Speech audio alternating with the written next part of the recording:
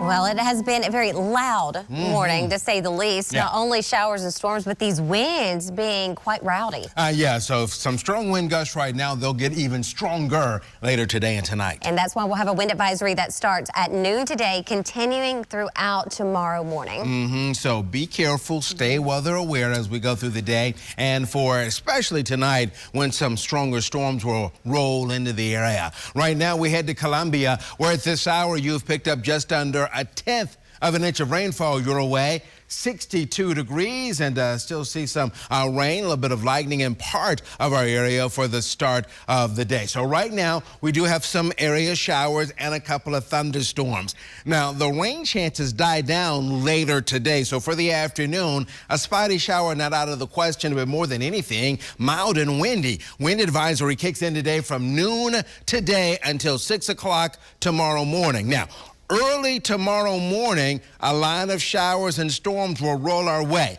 Stray shower possible early tonight, but for a lot of us, this is after midnight, getting closer to sunrise tomorrow. Area showers, but that's when a few storms could be on the strong side for us out there. So for our students this morning, they'll definitely want an umbrella or some rain gear. This is Ryland Jackson as we start the day. And again, rain chances are lower going into the afternoon. 60 now and then about 74 for you a little later. Here's a look at radar and the rain that is taking place right now. Rain and some lightning. Here in Nashville, we've had some rain, a little bit more out toward Fairview and out toward Cheatham County. Here's some of the showers over Bowling Green right now and down around Franklin, Kentucky and Portland, where we are seeing some lightning. And you're seeing some of the rain and lightning now. Bedford County, Shelbyville, Marshall County, back into the Lincoln County area, and then back into Giles County as well. So for tonight, here is the threat for severe weather. Yeah, some strong storms are possible in our region. The bigger threat to our west and northwest,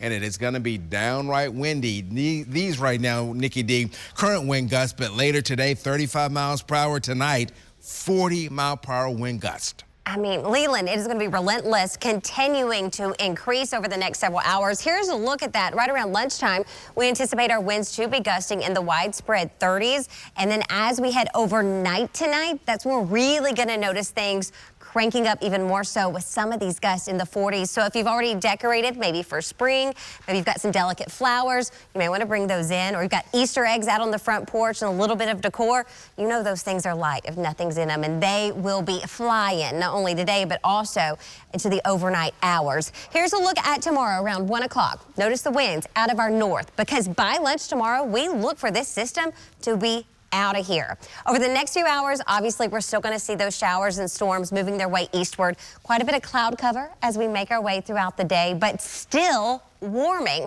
And then here is that linear line of showers and storms associated with this cold front. The timing of this looks to start parts of Christian County over into Benton right around the 4 o'clock time frame, continuing to move its way eastward, Clarksville, Bowling Green, Dixon, as we get closer to 6, 7 o'clock. And then as it moves its way eastward, it actually starts to sprawl out just a little bit, more coverage in the way of showers and storms.